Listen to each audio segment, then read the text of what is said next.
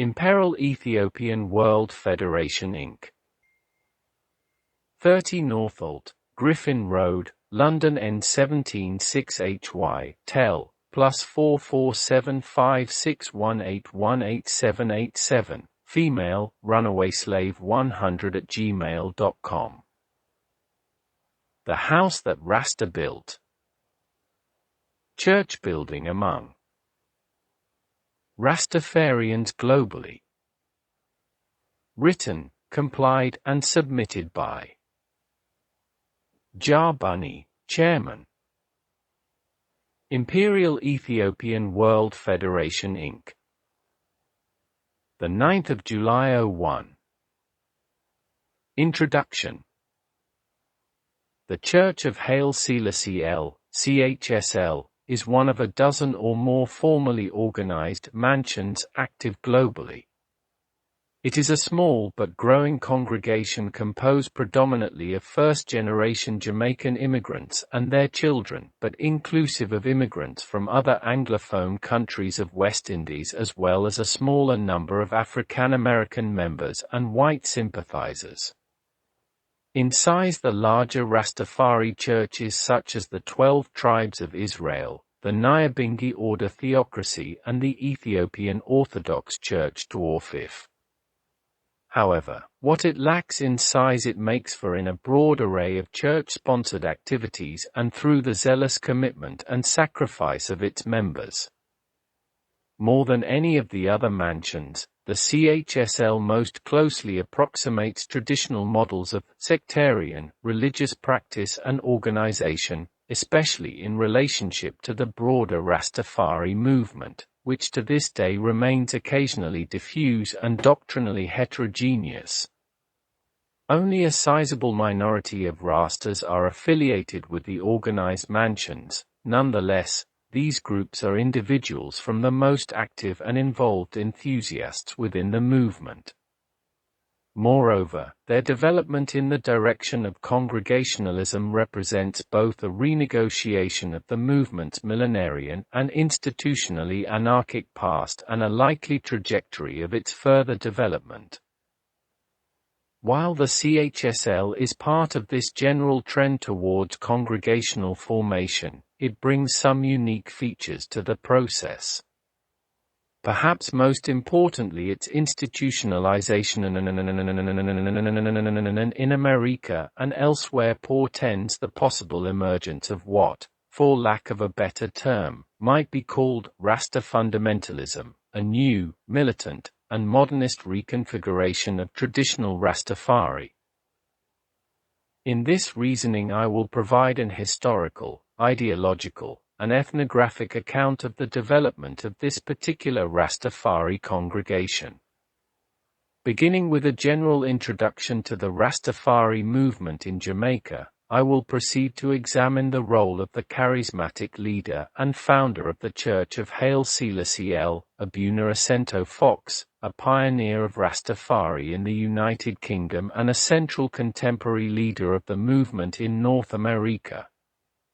Special attention will be paid to Fox's reworking of traditional Rastafarian themes, the centrality of his church-building projects, and the appeal of his fundamentalist Rastology to sectors of the larger movement. Origins and development of Rastafari. The Rastafari movement, religion, or worldview as it has variously been described, was born in the squalid slums of colonial Jamaica during the height of the worldwide depression of the 1930s. Yet it reflected several centuries of indigenous religious practices and ideologies ranging from nihilism and revivalism to Pan-Africanism and Ethiopianism. Its first preachers appeared in Kingston armed with a new doctrine that proclaimed the divinity or messianic character of the newly crowned Emperor of Ethiopia, Rastafari Makanen, who took as his official coronation name and title, His Imperial Majesty, Haile Selassie L, Mat of the Trinity, King of Kings, Lord of Lords, of the tribe of Judah, elect of God and light of this world. These titles traditionally associated with Christ in the New Testament, were interpreted by early Rasta leaders such as Leonard Howell, Joseph Nathaniel Hibbert, Archibald Dunkley, and Robert Hines to mean that Selassie was the returned Black Christ, that the end of the days was at hand, and that Selassie would effect the great redemption and restoration of the black race to its ancient glory. These same preachers announced that Ethiopia was Zion, the true promised land spoken of in the Bible, that black people in the diaspora were living in Babylon, a hopeless hell, and that the emancipation, liberation, and salvation of African peoples everywhere could only be achieved by a collective exodus from Babylon and repatriation to the motherland. Consistent with the message they preached, early decentralized, polycephalous and grassroots organizations with names such as the King of Kings Mission, the Ethiopian Coptic Faith, and the Ethiopian Salvation Society. Membership was drawn from the poorest strata of Jamaican society, especially amongst those who had been inspired by the Back to Africa preaching and organizing of Marcus Garvey and the Universal Negro Improvement Association, UNIA, during the 1920s.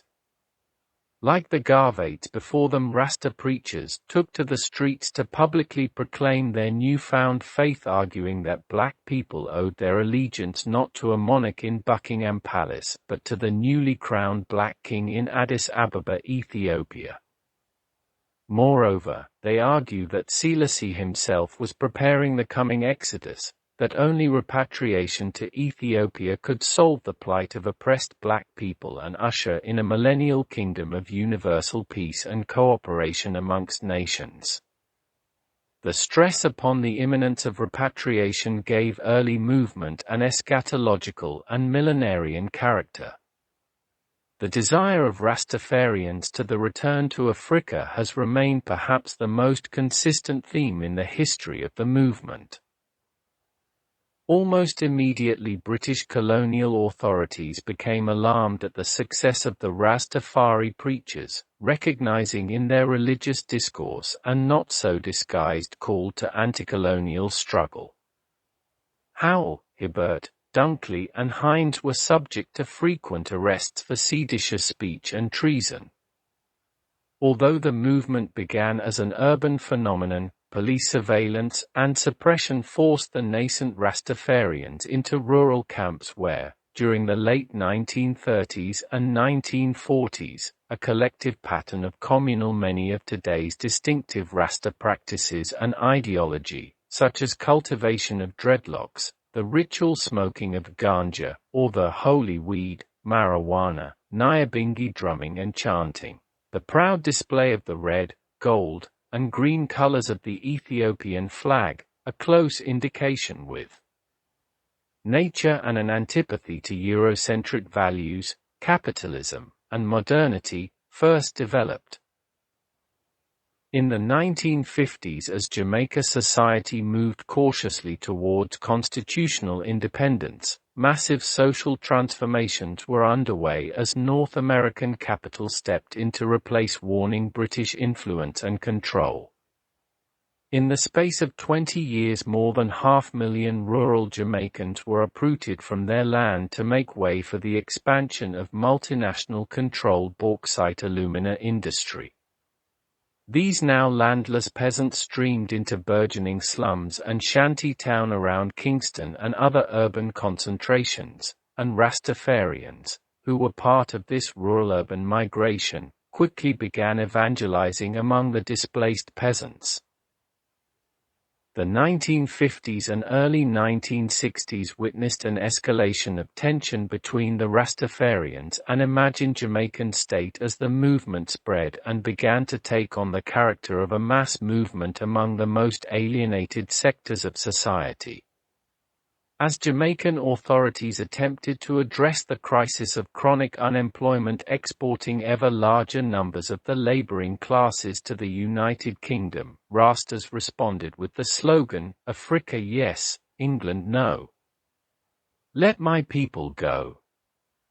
Street preaching, marches and rallies were met by violent police response.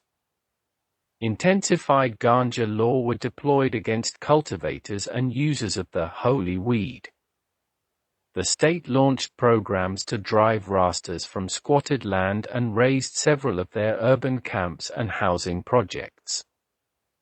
Riots broke out and Rastas were indiscriminately rounded up and forcibly shaved and trimmed.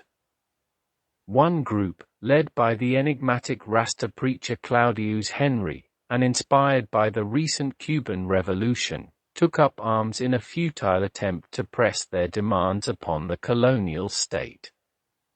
Panic ensued as colonial authorities declared a national state of emergency and sent a combined police and military contained the rebellious Rastafarians. Henry was arrested and convicted of treason felony while those who took up arms directly were executed. At the same time, British officials commissioned the first study of the movement by researchers at the University of the West Indies. The study, The Rastafari Movement in Kingston, Jamaica, provided the Jamaican public with the first historical and doctrinal overview of the movement and made several policies, recommendations favorable to Rastafarians as peaceful citizens, that the government undertake an ambitious array of housing, job training, and other social service projects to meet the legitimate needs of movement participants, and that the police cease persecution of law-abiding Rastafarians. This study, along with the state visit of His Majesty to Jamaica in 1966, began a process of partial accommodation of the movement.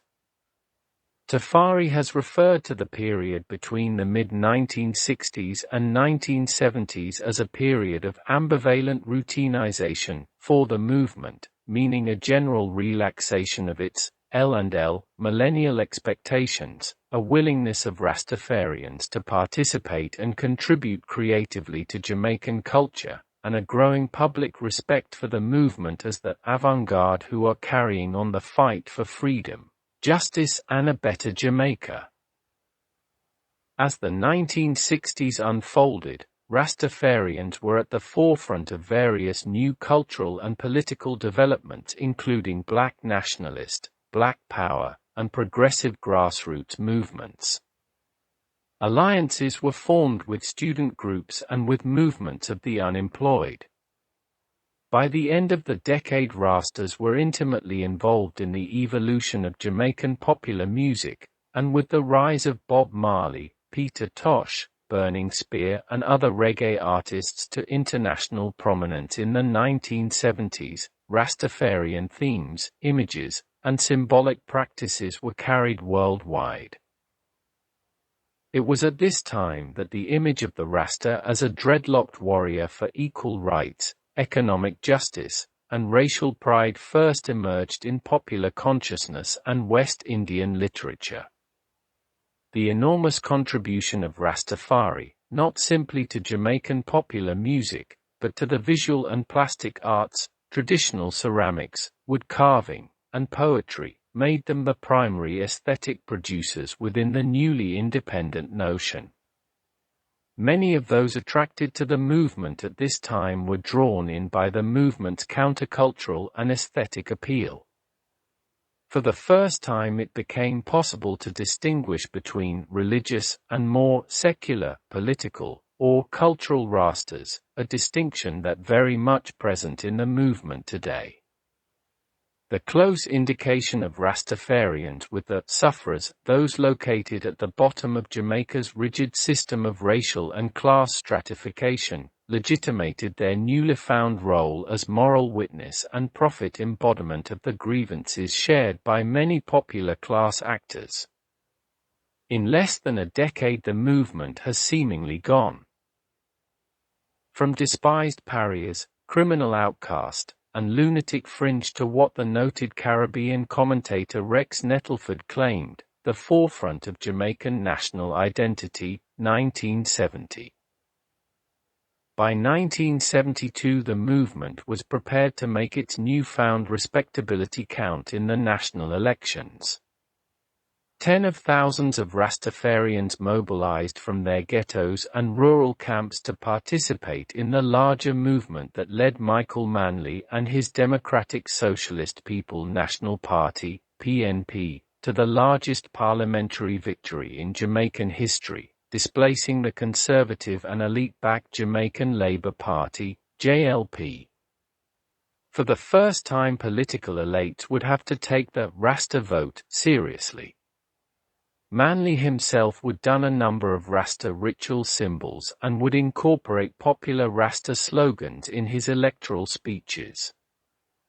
Bob Marley and other prominent Rasta reggae artists wrote the campaign songs and participated in the national mobilization drives that brought Manley's government to office.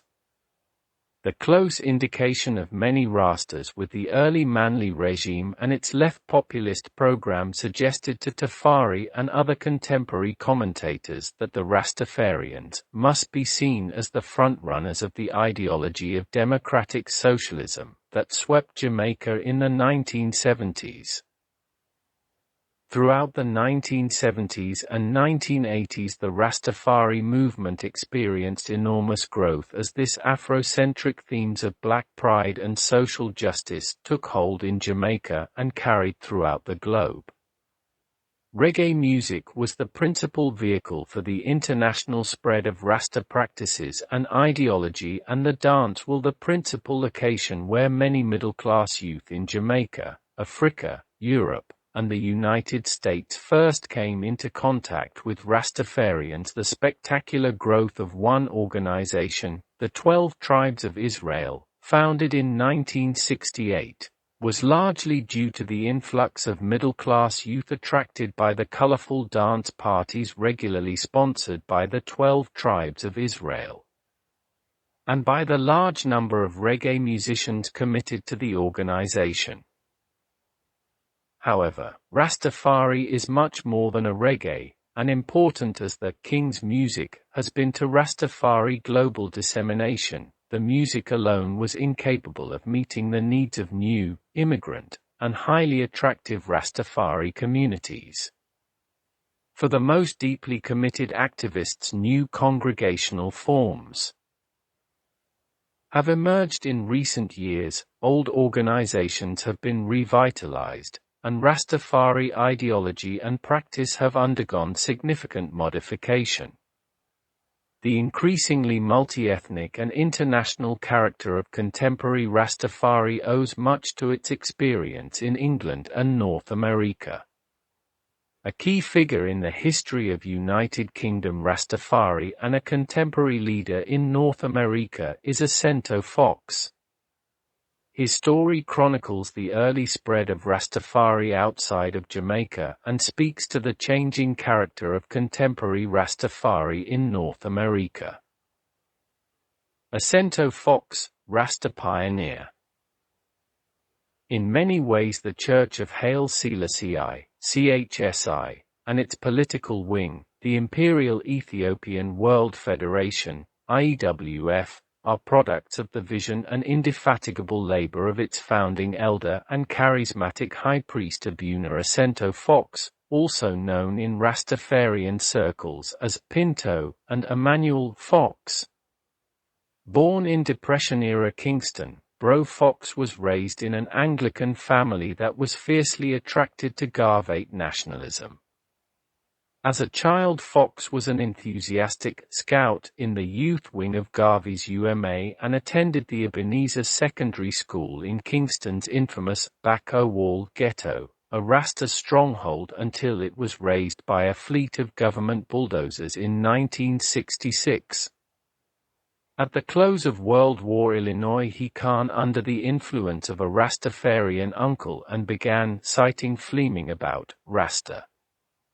In the early 1950s, Fox participated in Kingston's rude boy subculture while attending Jamaica's Technical College, but finally began manifesting Rasta before immigrating to the United Kingdom in 1955. In the late 1950s, Bro Fox emerged as an important early leader of Rastas in West London's working class and West Indian residential concentrations, organising the first Rasta meetings in Ladbroke Grove after the 1958 Notting Hill race riots. Writing of the nascent Rastafarians in England during the early 1960s, Cashmore reports that Bro Fox was regarded by many as the most formidable and energetic personality in the movement. In 1967, Fox and others founded the Universal Black Improvement Organization, UBIA, with a political wing called the People's Democratic Party, PDP.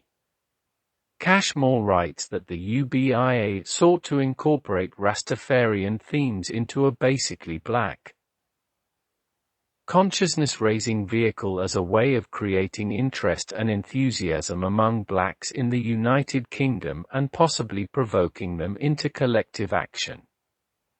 Similarly, the late Jahbunny, himself an important leader amongst Rastafarians in England, reports that Bro Fox was widely regarded as the pioneer and leading elder of the movement in London. His Fox SL vision was to organize Rastas around a conception that embraced a political consciousness. This he felt was needed since it is natural for Rastas to demand social and cultural recognition and other fights according to the principles of democracy. For Fox, Rastas cannot fight for and seek to obtain cultural rights if Rastas are not politically educated. That means knowing the affairs of politics. Jahbunny 1985.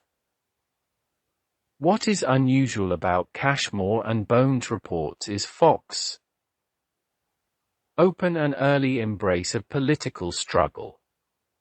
Prior to Manley's 1972 election campaign, traditional Rastafarians typically rejected political involvement in favor of prophetic critique. Most had little interest in reforming what they denounced as corrupt, decadent Babylonian societies. The vast majority of Rastas to this day regard politics as politricks, a manipulative attempt by society's elites to divide and conquer the poor and oppressed. As we shall see, Fox has always conceived of Rasta as a social, political, cultural and religious movement for black liberation, and his organizational attempts and rather apocalyptic theology have consistently incorporated these elements. However, Fox's early political forays were almost entirely within the progressive black power and new left discursive arenas. As a self-defined radical, grassroots Democrat in the 1960s, Fox enthusiastically supported the Cuban Revolution and denounced U.S. imperialism in Vietnam. It would take another decade and a failed revolution in Ethiopia before Fox began moving ideologically in another very different direction. As part of a fact-finding delegation of Anglo-Jamaican Rastas to Jamaica in 1972, Fox was converted to the Ethiopia Orthodox Church, EOC, and baptized by Archimandrite Abba Leka Mariam Mandefro, now known as Archbishop Abba Yesahak, head of the EOC in the Western Hemisphere. At the same, Fox was won over to the Ethiopian World Federation, EWF, and issue a charter to found a local branch in London. He was also encouraged by Abuna Mandefro to prepare for the founding of the EOC in England. In 1972 the UBIO was reorganized as EWF Local 33 with Fox as president. Headquarters were set up at 356 Portobello Road, London WII. A few months later the first EOC congregation began. Thus, Fox had succeeded in reproducing his dual organizations. The EWF would attend to the political or statistical needs of his followers, while the EOC would attend to the spiritual or churchical needs. Although Fox was a central player in establishing the EOC in England, he was never able to effectively control the church, as its clerical leadership was always dependent upon its overseas hierarchy. Nonetheless, newly converted and seasoned Rastafarians alike enthusiastically flocked to the new church. Within a few years, however, many Rastas became disillusioned with the EOC because of its refusal to accommodate their worship of Haile Selassie, and became the church, for a time, encouraged the cutting of dreadlocks. Fox and his followers were among those who departed from the church but carried with them particular aspects of EOC polity and liturgy. For more than a decade the EWF had to serve as the churchical and statistical institution of Fox community, disrupting the dual organizational pattern he favored. Despite competition from other Rasta groups, Fox community enjoyed tremendous growth throughout the 1970s. By the end of the decade, the London-based EWF grew sufficiently to found locals in Birmingham and Leicester. Soon thereafter, however, internal dissent and disagreements led to the splintering of the EWF and the formation of rival camps. Much of the dispute centered on questions regarding what attitude to take towards the Ethiopian Revolution Provisional Military Government, the Derg. Many Rasta groups in Jamaica and England initially supported the revolutionary process, mistakenly arguing the Selassie in 1974, combined with the increasingly violent and repressive measures deployed by the Derg in its war against internal dissent and national secessionist movement, disillusioned some Rastas in socialism and left politics generally. From the of Selassie's arrest, Fox sent his followers into motion, organizing the first demonstration against the Derg at the Ethiopian embassy in London. This began a long process of ideological reflection and rethinking on Fox's part. In the 1980s, several Rastas groups began developing an extreme anti-communist ideology. Fox was in the center of this new development.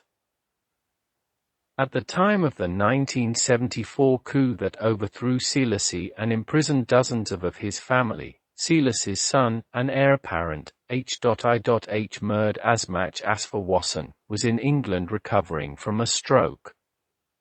In the 1980s, a portion of the Ethiopian expatriate community in England and North America rallied around Wasson and began agitating for the restoration of a constitutional monarchy in Ethiopia. Asfa Wasson was elevated from crown prince to king and became known among his Ethiopian supporters and a minority of Rastafarians as King Amar Selassie I. In 1983, Fox approached the royal family in exile to mediate the dispute in the EWF. Subsequently, Fox secured a royal charter from Asfa Wasson and an open letter addressed to the Rastafarian community worldwide, where Wasson called upon the movement to rally under the imperial banner with a structured body and unified leadership. Once again, Fox reorganized his forces as the Imperial Ethiopian World Federation with himself as international president. This marked the first direct intervention of the royal family into Rastafarian matters and signaled the beginning of a new relationship between Fox, the royal family, and the Rastafari movement. Armed with the new charter, Fox and the IEWF declared all other EWF locals defunct and began building their own confederation. All Rastas who refused to join the new royalist and imperial, pro-monarchical restorationist camp were labeled apostate, socialist, and devil-inspired traitors to His Majesty. After securing the new charter, Fox returned to Jamaica to begin recruiting for his new organization. Headquarters were set up in a Jamaican Labour Party, JLP, enclave on Oxford Street in the heart of West Kingston's infamous ghettos. There Fox developed into a prolific composer of Rasta diatribes published in the letters to the editor columns of Jamaica's leading newspapers. With this new forum he launched attacks on nearly every other Rasta mansion, accusing them of complicity in the overthrow of Silas's government and of abetting the satanic socialist regime in Addis Ababa. In the early 1980s, as Edward Seager and the JLP began imposing World Bank and IMF austerity measures, dismantling the popular social institutions and welfare programs of the Manla PNP era, Jamaica's leading newspapers welcomed a Rasta voice crying out against the menace of socialism, communism, labor unions, welfare, and the minimum wage. It is important to recall that throughout the 1970s, as Michael Manley led Jamaica through its experiment in democratic socialism, an international solidarity with independent and non-allied movement throughout the developing world, Rastas mobilizing popular, but not uncritical, support for Manley and were broadly associated with the PNP's militant left.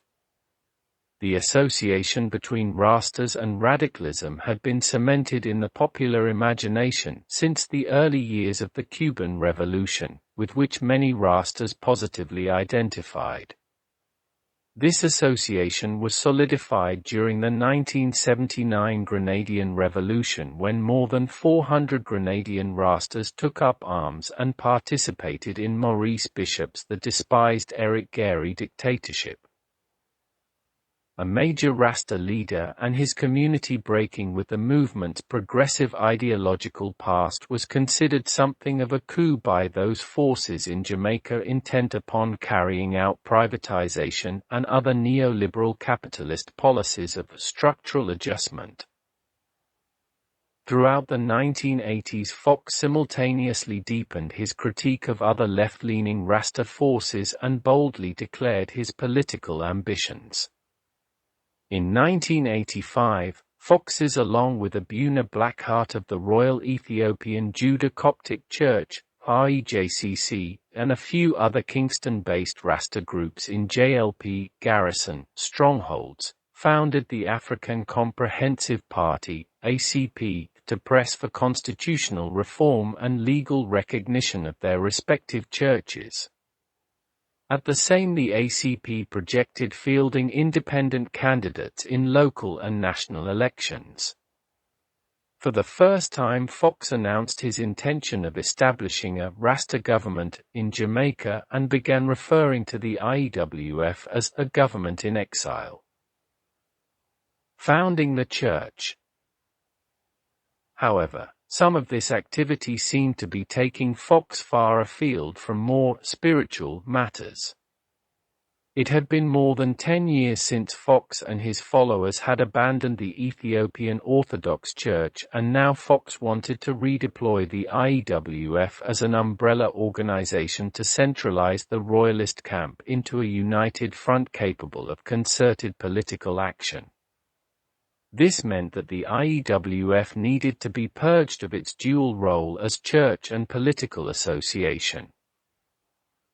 Consequently, in 1987 Fox founded the Church of Haile Selassie L.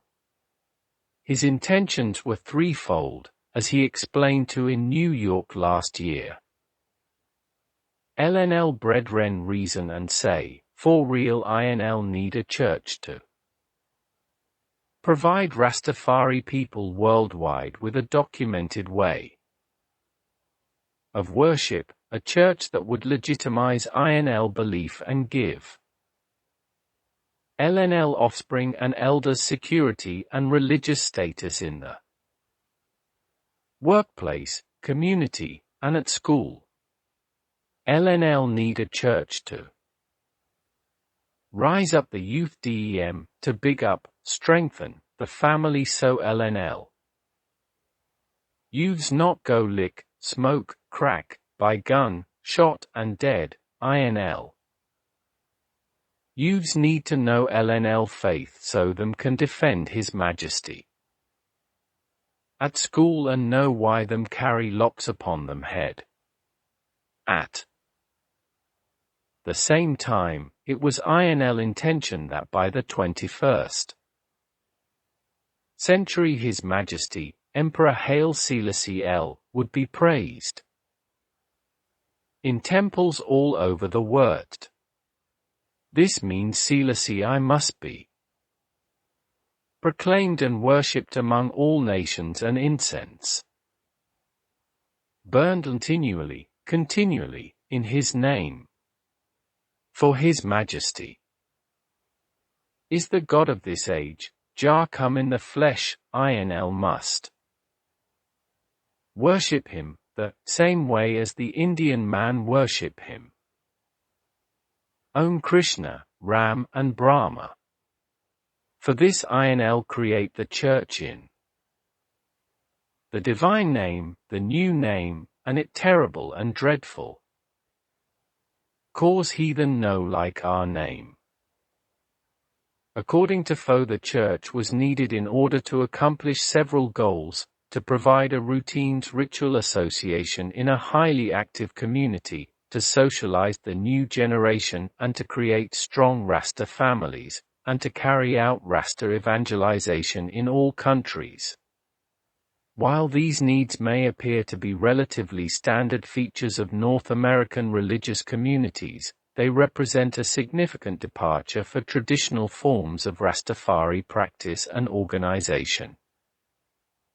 Traditionally, Rastas were less concerned with church and institution building than they were with personal identity and movement formation. To this day, the Rastafari movement lacks central organizational structures, has no formal creeds, few written texts, and no seminaries or other bodies to enforce orthodoxy. The customary ritual practices of drumming, chanting, and communal ganja smoking did not require rigorous organizational structure. Format gatherings were periodic. Informal reasonings, highly charged discursive rituals carried out in small, decentralized, egalitarian settings under the influence of sacramental ganja smoking, provided the primary form of socialization in the organizational diffuse rural camps and urban yards. Moreover, traditional Rastas placed little emphasis upon educating their women and female children. It was enough if their sons began manifesting Rasta by the time they came of age. Finally, traditional Rasta knew nothing about preaching Rastafari to all nations, as it was a message and movement directed to the sons and, to a lesser extent, the daughters of Africa, the true lost sheep of Israel. Babylon was falling, and it was the duty of Rastafarians to simply prepare themselves individually for the coming exodus when they would flee Babylon and return to Zion. While Fox community was not the first to elaborate a standard liturgical practice and begin the constitution of distinct congregational formations, the CHSL has gone further in this direction than any of the other mansions. This did not mean, however, that Fox was giving up the political struggle. On the contrary, the IEWF remained the central institution of his community, and its royal charter, his legitimating authority as an imperial Rasta leader. As always, the dual organizations were intended to complement each other as different facets of the movement, what most Rasta refer to as Churchill and, statically, objectives. Subsequent to the founding of the CHSI in Jamaica, daughter churches were established in London and Paris, 1989, Holland, St. Lucia, and New York City, 1990. Currently, Brother Fox and the CHSI in New York are training a number of brothers and sisters from Trinidad, Guyana, Barbados, Dominica, and other Caribbean countries to return to their island and found branch churches there. The very concept of training Rasta leaders is new to a movement that traditionally scorned professional Christian ministers and learned clergy. The polycephalous and egalitarian character of Rastafari typically required a more organic process of leadership selection.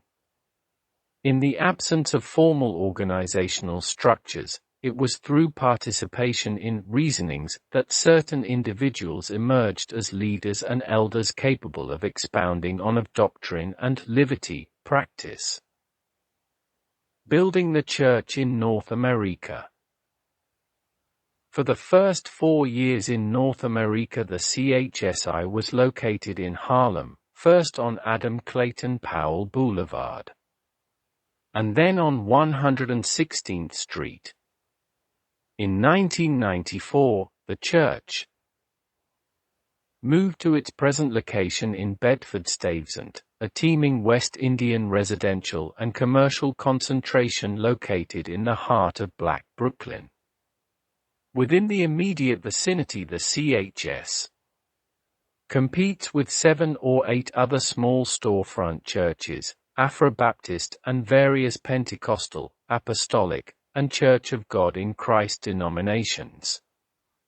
Another half-dozen or so larger, mainline black congregations, such as the African Methodist Episcopal Church, can be found within a 4-block radius. At present, the church is attempting to raise capital funds to purchase and remodel the building in which the storefront church is housed. The additional space will be used to expand the considerable array of programs and activities sponsored by the congregation, including the anticipated establishment of a Rasta daycare center and health clinic. At the same time, the church is sponsoring missions in New Jersey and Florida, where it hopes to found churches in the coming year. The CHSI holds weekly worship services on Sunday afternoons, preceded by a Sunday school program for children and young teenagers. Weekday auxiliary meetings and services include the Friday night IEWF meeting, Education and Politics, Rastafarian counseling, and the Daughters of Zion, women's meetings, social events, and other programs for children and young people. The church is also heavily involved in, and contributes significant time and resources to, the first Rastafarian prison ministry in New York, where some 10,000 international Rastafarians, POW, are behind bars on any given day, mostly due to USA's failed war on drugs. Sento Fox is an official chaplain within the New York State Correctional System, and along with a handful of his ordained priests and Levites, carries out an ambitious program of Rasta evangelization, education, and edification behind prison bars. The storefront church itself is modest in size and can only comfortably sit 100. Its rectangular-shaped meeting hall is lined with an assortment of Rasta ritual iconography, red, gold, and green framed pictures of Haile Selassie, Asfa Wasson, and other members of the royal Ethiopian family, various lion images, the IEWF Charter, and a map of Africa. A chalkboard at the front lists the biblical readings for the day's service, which typically favors passages from Hebrew scripture regarding the Exodus and future prophecies of Israel's restoration and redemption. Behind a makeshift frame and red curtain emblazoned with the conquering Lion of Judah symbol is the ark and altar used in the worship service proper. 50 chairs fine the left side of the hall where men and boys sit, a dozen pew the right side for the sistren and daughters. Beyond the meeting hall is a kitchen, an office, and an outdoor courtyard used almost exclusively by the brethren, for ganja smoking and reasoning. The front entrance to the church is typically guarded by Brother Charles, the Sergeant-at-Arms, an impressively bearded, tall, and charming individual with dreadlocks that extend below his waist. He escorts visitors and latecomers into the service, passes out Bibles and ensures that all congregants are properly attired, women and girls in headdress and modest attire, men and boys with heads uncovered. Notices of various church-related activities and pictures of congregational outings and events line the entryway. It is difficult to determine the exact size of the congregation. Typical weekly attendance, which hovers around 100 to 80 persons, is not a reliable estimation of the church's actual membership in that few congregants attend all meetings. The physical size of the storefront restricts the number of occasions when all church members can come together. Moreover, the church counts all baptized prison inmates as part of its New York membership. Thus, in personal communications, Bro Fox has reported a variable membership of some 800 to 900, many of whom live outside of New York City. It is very possible that Fox figures represent the actual number of all persons who have joined or passed through the church since its founding in 1990. Membership appears somewhat transient, and it is not uncommon to hear complaints about backsliding members and apostates. What is more remarkable than the size of the membership is the tremendous ethnic diversity in the congregation. While a majority are first-generation Jamaican immigrants and their children, there are also prominent from Azania, Trinidad, Barbados, Grenada, Guyana, Haiti, and St. Lucia. At present there is even a dreadlocked Puerto Rican brother who is being trained as a Levite. A smaller number of African American members and white sympathizers add to the congregational mix. Economically, the congregation has a strong working-class base, although a number of members complain about job prospects in New York's changing economy, and unemployment runs high among new immigrants and young people. Reported occupational patterns range from painters and construction workers to plumbers, electricians, and nurses. There are a few small business owners, elementary school teachers, and slightly more artists and musicians. And, as with any large gathering of Rastafarians, there is a small number make their living in the gang trade. Negotiating a common identity given the ethnic diversity within the community is no simple matter. The history of the Afro-Caribbean region is replete with failed attempts at creating a pan-West Indian identity. However, as Jahbunny and Sun report, New York offers opportunities to build common understandings among West Indians not available in the Caribbean. Certainly the immigration reforms of 1965 contributed to this process, as did the emergence of distinct West Indian ethnic neighborhoods and institutions in Brooklyn and Queens. Perhaps more importantly, the experience of racial stratification and discrimination forced Afro-Caribbean immigrants to renegotiate issues of race and ethnicity.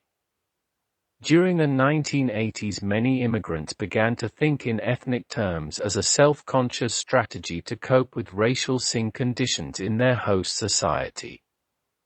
More recently, Bongo Rocky has argued that this sense of pan-West Indian identity is fast becoming a cultural and political force, both in the United States and in the Caribbean as well. Rastafari has been one of the influences that has indirectly helped forge this new sense of identity, providing a common set of symbolic references and practices that allow individuals to transcend their particular national identities.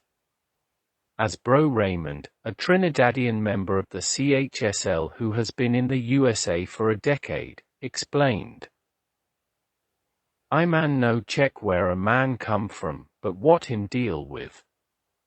That Rowan's a man can from Trinidad, Barbados, Jamaica, or wherever, it makes no difference as long as the man is citing His Majesty and doing the works of Rastafari.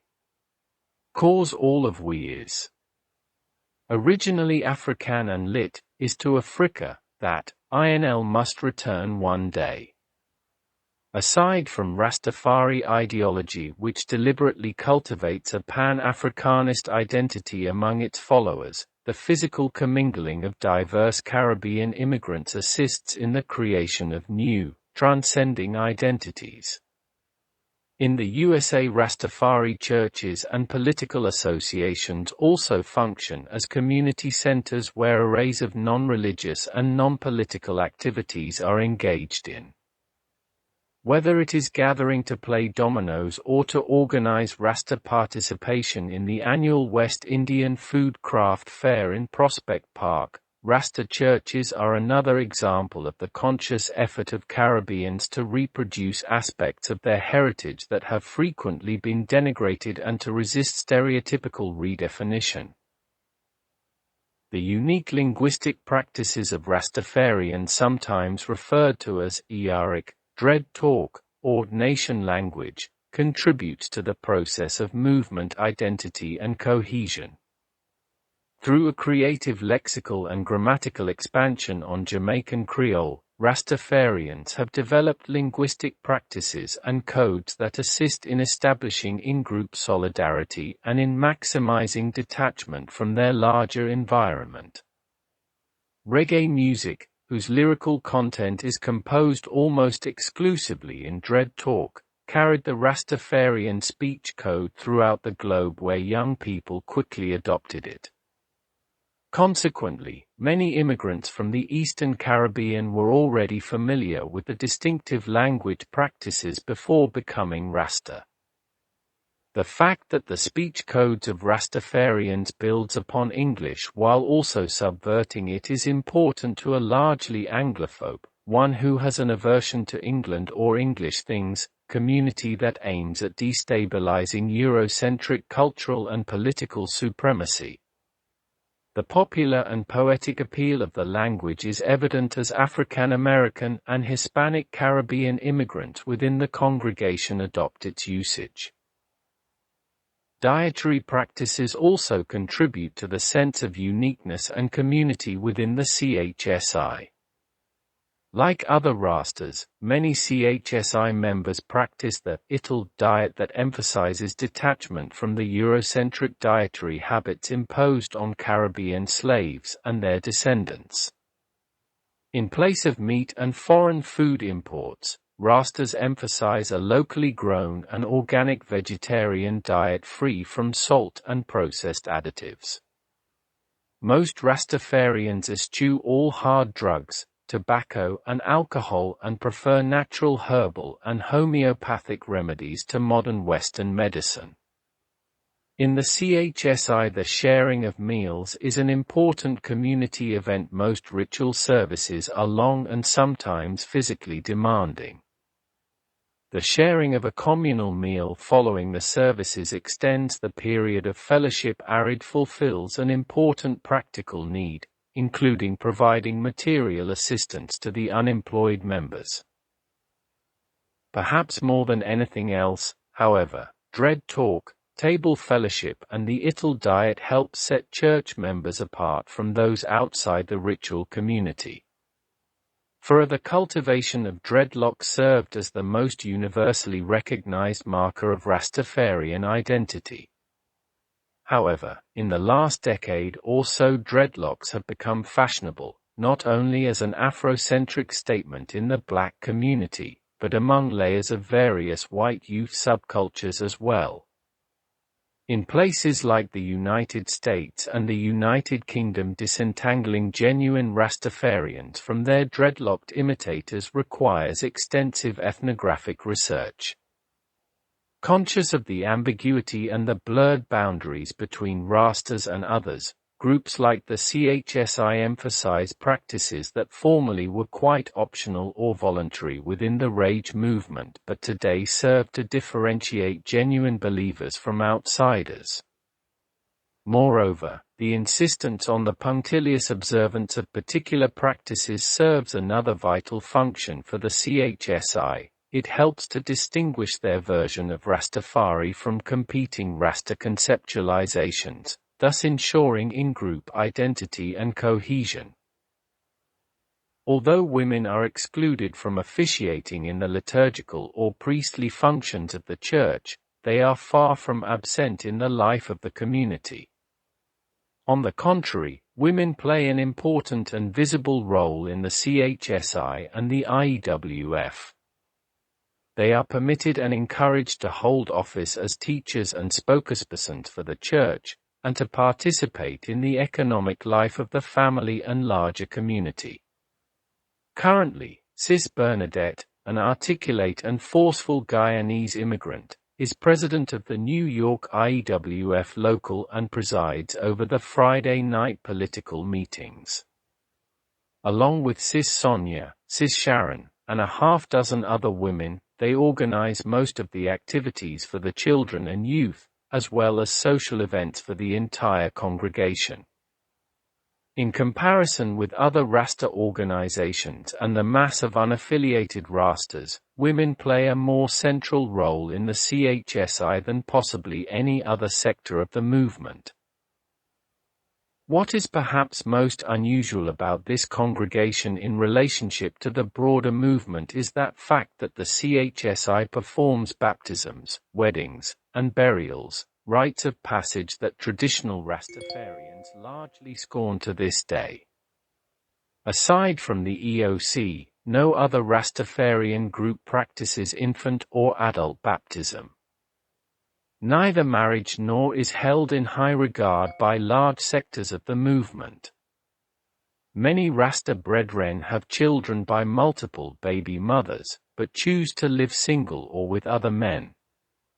Even those brothers who do choose to cohabit with one woman and their children typically avoid legal marriage, as that is perceived as giving over one's autonomy to the Babylonian state. And the concept of Rasta burials is virtually oxymoronic in that many traditional Rastafarians reject the very idea of death in favor of ever-living life. Death is understood as the swags of sin. But ever-living life is a gift of Jah promised to those who live in the last days and keep themselves clean and free from the influences of Babylon. In addition, the biblical vows of the Nazarite, Numbers 6:1-8, by which Rastas justify the cultivation of dreadlocks, forbids coming into contact with corpses. Finally, most Rasta read the New Testament saying, "Let the dead bury their dead," Matt 8:22, quite literally, and leave the burying of other Rastas to the spiritually dead, meaning non-Rastafarians. The Church of Haile Selassie I has broken with the traditional prescriptions on baptisms, marriages, and burials and has developed its own unique rituals to secularize these events. Baptism is the ticket to formal membership within the CHSI. Moreover, marriage, monogamy and intra-Rasta relationships are vigorously preached in the church, and the insistence on their practice is a source of some discontent and even alienation by a small number of brothers. One former member justified his departure from the congregation by chronicling Bro Fox's continued opposition over the years to his involving all my children and baby mothers in the church. The CHSI places great emphasis on the nuclear family, and the involvement of women and children in the congregation is taken quite seriously. However, Fox and the leadership of the church draw the line at polygamous unions and forbid brother to bring their extra wives and girlfriends to services. The worship service in the CHSI, which church members refer to as temple worship, draws upon liturgical elements gleaned from Bro Fox days in the Ethiopian Orthodox Church but refracted by Rastafarian needs and interests. 4 male priests and Levites officiate at ritual services. A standardized liturgy guides the congregation through various prayers, supplications, and hymns. As the service begins, a thick cloud of incense engulfs the meeting hall, bells are sounded, and the red curtain is drawn, exposing an altar with a gold-framed coronation picture of Haile Selassie at the center, a menorah, or 7-pronged candelabra, an incense burner, and other ritual paraphernalia. The priests and Levites circle the altar bowing respectfully each time they pass the picture of Selassie, and repeating the chant, "Let us worship, let us worship." Those officiating at the altar then form a procession throughout the congregation, pausing and individually blessing all in attendance. Each carries a different ritual object held up during the blessings, a large silver Star of David mounted on a prayer staff with Selassie's image in the middle, a leather-bound Bible open to the passage, which is recited in each blessing. His foundation is in Holy Mount Zion, Psalms 87 verse 1, a scroll held with one hand atop the head symbolizing the law of Moses, and an ornamented incense burner dangling from a long gold chain that mixes and sends the pungent fragrances of ganja, frankincense, and myrrh throughout the congregation. The service revolves around readings, prayers, and hymns, sung without instrumental accompaniment taken from a mimeographed liturgy, and the recitation of various anaphora, atonal creedal chants. Although the priest conducts the main liturgical action, a call and response structure keeps the congregation involved throughout the service. A typical example is the anaphora of Emperor Haile Selassie I. Rasta priest, the Lord Haile Selassie I is with you, my people. People, this makes us glad. Rasta priest, let us glorify our God and King. People, we have lifted them up to our God and King Haile Selassie I forever. Rasta priest, before the world and everything was created, Jah is in his Trinity. Jah is in his holy mountain. Before the heaven and the stars, before the face of the earth was created, Jah was in his kingdom. Before Jah created man in his image, Jah was in his kingdom. Let the priest and the faithful listen, and the foundation of the earth shake and be afraid. Levites, ye that are sitting, stand up. Rasta priest, the Lord Tafari came down through the will of his father, sojourned in Wazora Yeshimabet, was born in the year of John 1892. Levites, faithful, look to the east. Rasta priest, he walked openly with the people of his community, and was baptized as the Ethiopian eunuch, Acts 8 verse 34. Levites, let us pray for mercy. Rasta priest, he was tempted by the devil Mussolini, but as Gideon and his band of warriors, he won and degraded the rulers of darkness, Rome and Mussolini, through the power of his divinity. People, holy, holy, holy, Haile Selassie I, the heaven and the earth is full of the holiness of thy glory. Rasta priest, thou art the staff of the righteous, the whole of the race and the persecuted, the refuge of the sufferers. O light of the world, Son of the living God, shine upon us with thane and falling grace, granting myself faithfulness, wisdom, the power of Rasta faith, which is immovable. People, we thank thee and glorify thee, O Haile Selassie I. Rasta priest, yea, Lord of hosts, we thank thee and bless and always pray thee, Jah the Father of the exalted ones, visit Ethiopia from Zion, O Lord of all creations, and have mercy on the people and save those who always fulfill thy holy will. Visit the widows and orphans. Accept those who have gone to their rest in faith. Grant us, Lord Haile Selassie I, a portion with all thy saints. Grant us knowledge to please thee. For great is thy name amongst all nations, and in every place incense is offered unto the whole name. For thou art far above every name that is named. Holy, holy, holy Lord Sabaoth, the heavens and the earth are full of thy glory. People, as generation to generation, world without end. Amen. All prayers and supplications are delivered to Selassie El, as this anaphora, from the Ethiopian Coptic tradition, exemplifies. The Church even has its unique version of the Lord's Prayer. Our Father which art in Zion, hallowed be thy name. Thy kingdom come. Thy will be done in earth as it in Zion.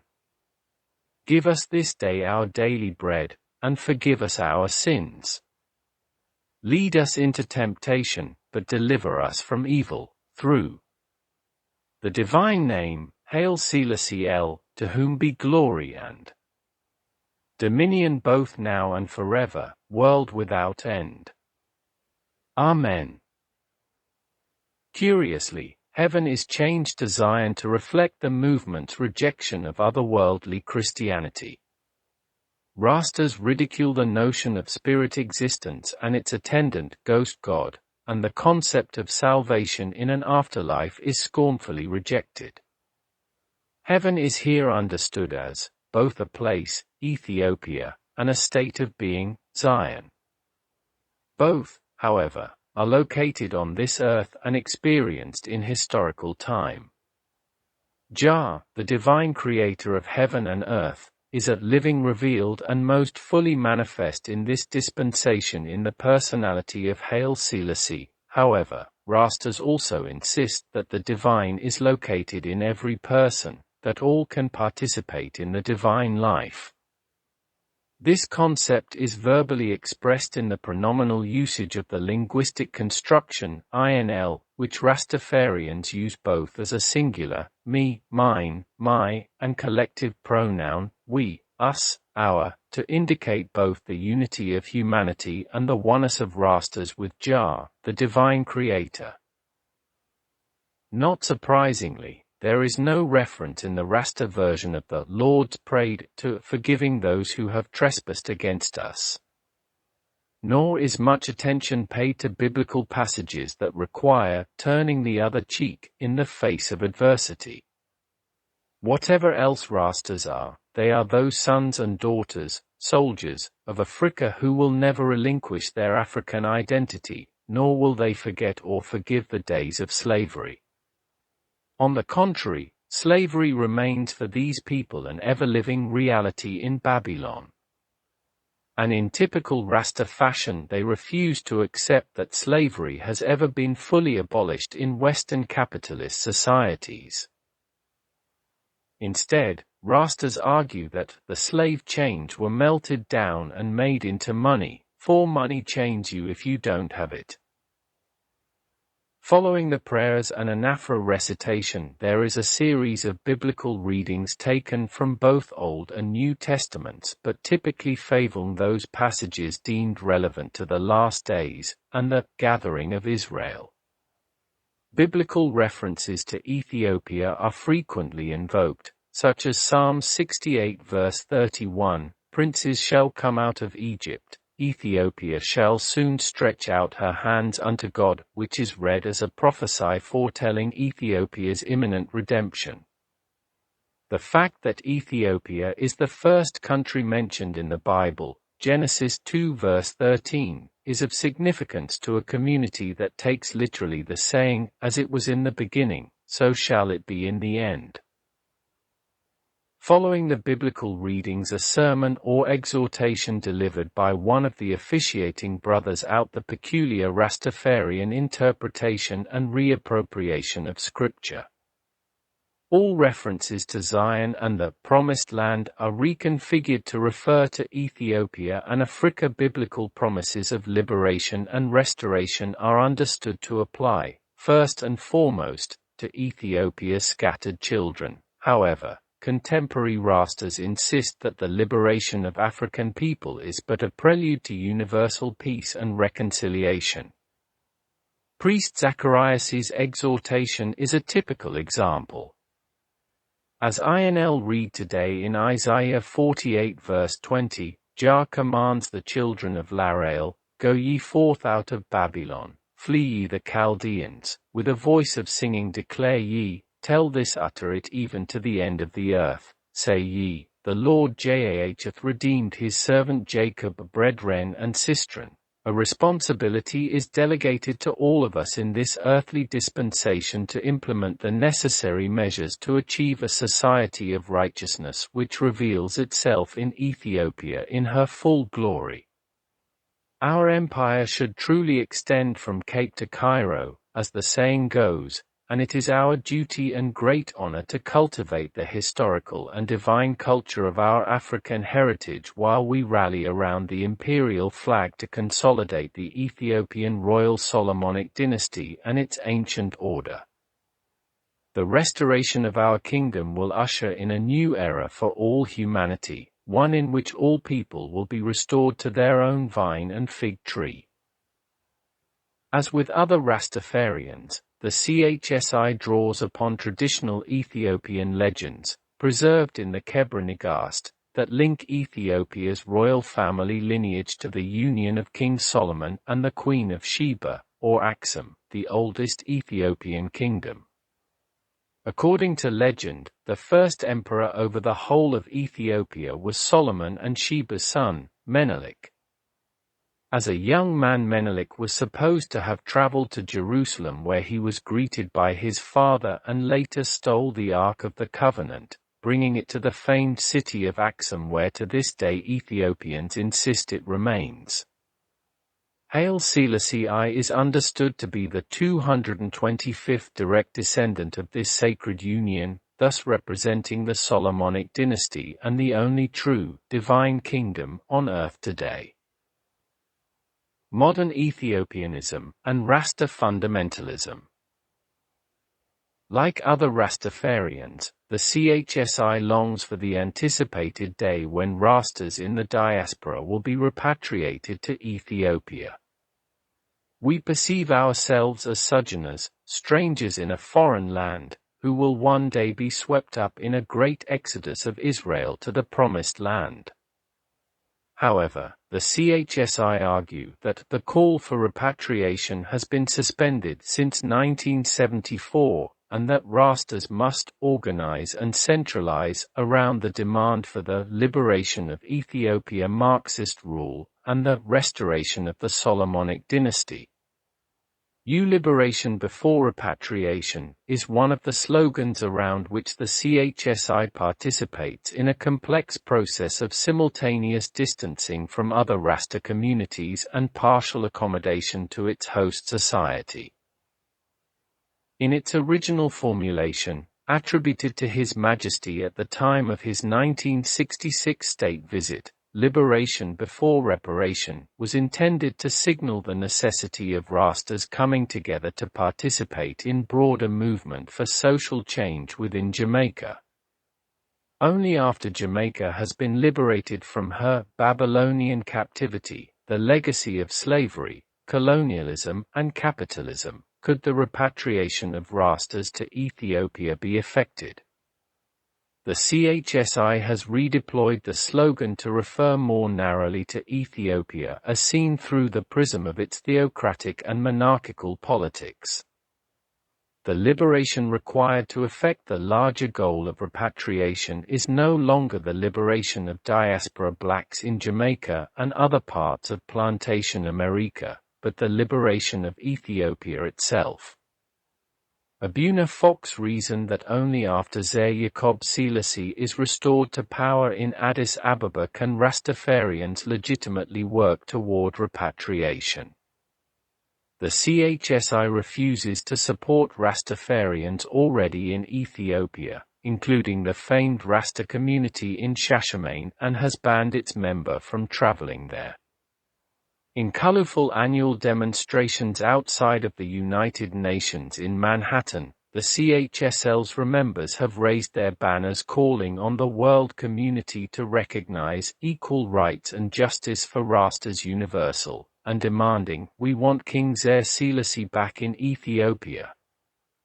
Recalling the League of Nations' failure to come to Ethiopia's aid during the bloody Italian invasion in 1935, the CHSL's members demand, UN, don't betray Ethiopia in 2001.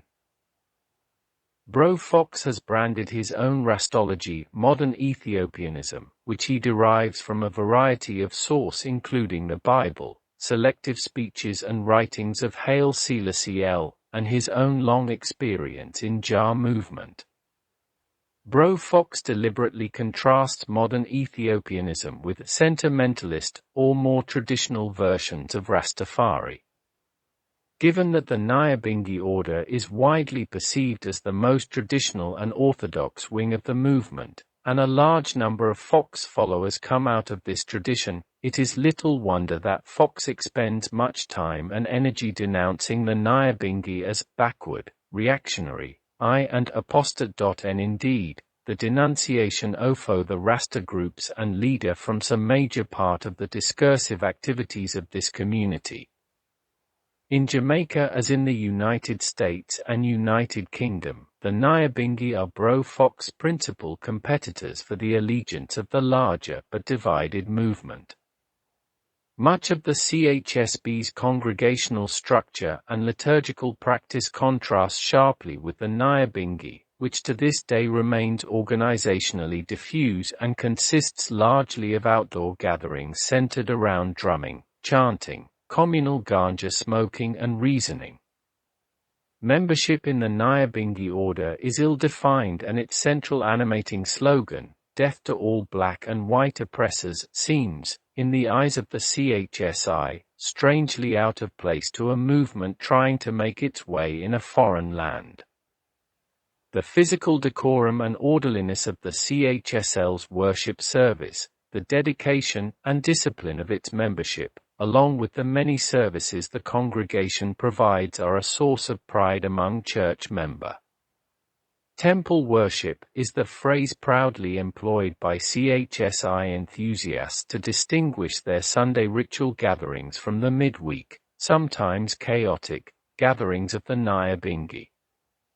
As Sis Bernadette once showed, "You can tell the true Israel from temple worship. Wherever Israel is gathered, Israelites are in the temple at worship, which is no ganja smoking and drumming kind of thing. True temple worship requires order and authority. Only the priest can officiate. Temple worship is a must-if. INL is to carry this movement into the 21st century. No Nyabingi, 12 tribes, Federation, EWF, or Orthodox EOC, can do that. Only the Church of Haile Selassie I and the Imperial Ethiopian World Federation can lead Rasta in this crucial time. Temple worship and the ideological claims of the IEWF are the central elements of modern Ethiopianism.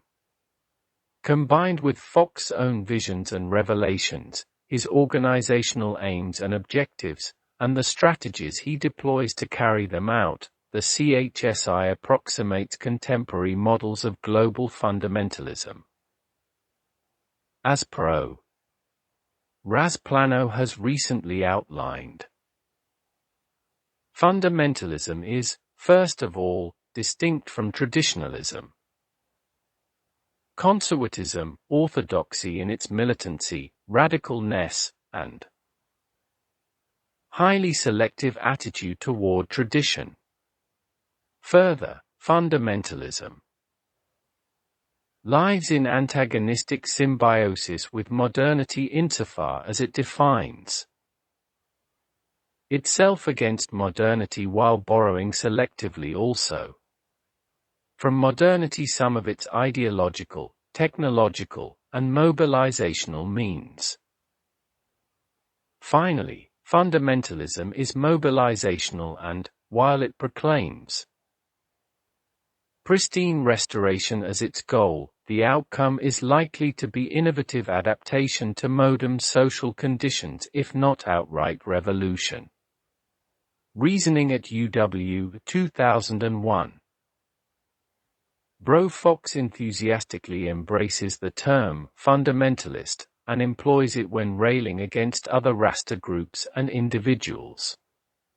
He frequently compares our struggle with other Rasta groups to the tensions between Hamas and the PLO, favorably commending Hamas for their militancy and dedication. However, the CHSI tempers its critique of the West, acknowledging a debt it owes to modernity. At a church-sponsored conference on the importance of education recently, Abuna Fox reported, "Iman is a fundamentalist, a fanatic for His Majesty, a Rastaman who never sells out. But INL must be modem. INL must and ourselves with modem education and technology. INL can't be like the old sentimental Nyabingi who don't send their youth to school and live up in the hills. INL must learn all we can from Babylon before INL can return to build the promised land. It is not enough to play drum and smoke spliff. LNL must become acquainted with the work of Natbins, politics, and engineering. For this reason Jah send FNL into this country. At this time, INL must take advantage of opportunities presented here in Babylon if INL is to rule and reign in Zion." The fundamentalist character of Bro Foxet's enterprise is revealed most clearly in his collapsing of religious and political spheres. As a young radical, grassroots Democrat in the United Kingdom, Fox advocated political action on the part of Rastas as a vehicle for achieving social and cultural rights according to the principles of democracy. H0 Bever, in the 1980s, Fox's evolving monarchical position undermined his democratic commitments. Politics was no longer a profane sphere where groups competed for resources and recognition, but increasingly a sacred activity intimately connected with theological goals. The statistical objectives of the movement had now become fused with the churchical. Today Fox defines his own political theology as divine theocracy, by which he means the rule of Rastafarian priests and elders under the guidance of the royal monarchy. Fox prophetically envisions establishing a Rasta government in Jamaica, which, after the restoration of the monarchy in Addis Ababa, would become the 15th province of Ethiopia. Fox claims that INL government would remain capitalistic, but non-exploitative, and would pull Jamaica out of the clutches of the Western world and into the orbit of the OAU, Organization of African Unity. Resources from the Caribbean would then be put to work to assist in the rebuilding of Ethiopia and other African nations. Repatriation will be worked out through government-to-government negotiations, rather than through supernatural intervention. But even after the expected mass repatriation of Rastas to Ethiopia, a Rasta government in Jamaica will still be necessary as a mission outpost, to bring the saving message of Rastafari to Africa's scattered children, those still living in the darkness of the Western world.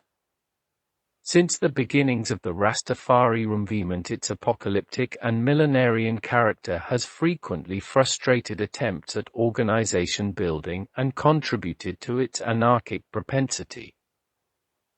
Since repatriation was considered imminent and was to be supernaturally effected, little emphasis was placed upon the need to organize the movement. Building churches and congregations in Babylon was considered unnecessary to a movement that both rejected Eurocentric Christianity and sought to flee the Western world. However, the exigencies of life in a foreign country, the delay of repatriation, and the influx of new rainbows of varying ethnic and religious background have created new conditions and needs, which the CHSL's congregational strategy attempts to address.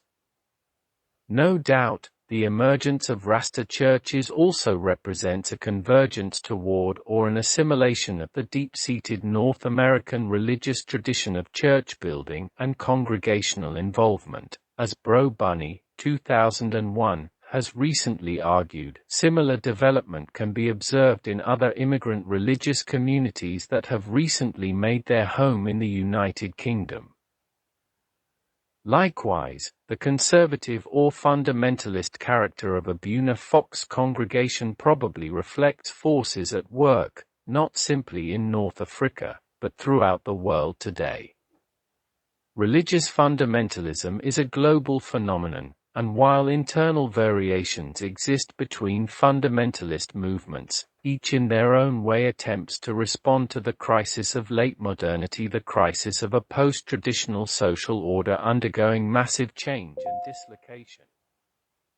As Jahbunny contends, fundamentalism provides a coping strategy for those who find themselves adrift in a world that seems untrustworthy and unforgiving. 1995 Rastas, both in North America and the United Kingdom, have good reason to distrust their host environment. Few religious communities in these countries have known the rates of prison incarceration that Rastafarians currently face. Few have been subjected to the barrage of negative media and law enforcement reports that have plagued the movement since its emergence.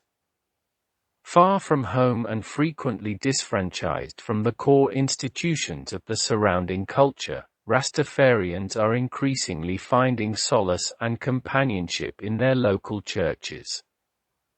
As Jahbunny again points out, congregations can function as protected enclaves in a hostile world, and provide one of the few places in our society where the oppressed can predictably expect to find encouragement.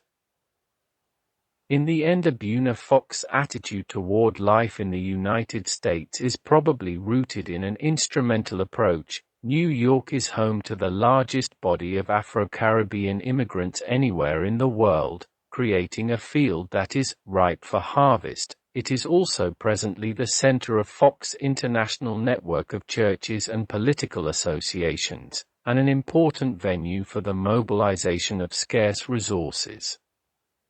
The failure of the movement to achieve its most ambitious and enduring objective, namely repatriation to Ethiopia, can be attributed by Abuna Fox and his disciples to the treacherous activity of apostates and not, in traditional Rastafarian apologetics, to the unwillingness of Western powers to fully emancipate their African slaves and laboring classes. Conclusion. The story of Abuna Sento Fox and the Church of Haile Selassie I speak to the changing character of contemporary Rastafari and contribute to the rich tapestry of new ethnic and immigrant religious communities both in the USA and UK today. Although the CHSL's version of Rastafari is considerably different than that presented in much of the scholarly literature on Rastafarians, and, while Abuna Fox and the CHSI represent a minority tendency within the larger movement, it is a version and tendency that is growing. The transformation of a progressive, liberation-oriented religious movement into zealous fundamentalism probably reflects the conditions of possibility available to popular religious movements in the modern world. Disorder. The prevailing religious economy in both the USA and the UK seems structurally predisposed to reward its conservative churches and ministers. However, fundamentalism is not synonymous with congregationalism. And there can be little doubt that part of Abuna Fox and the CHSL's success in North America has much to do with their deft deployment of the congregational strategy.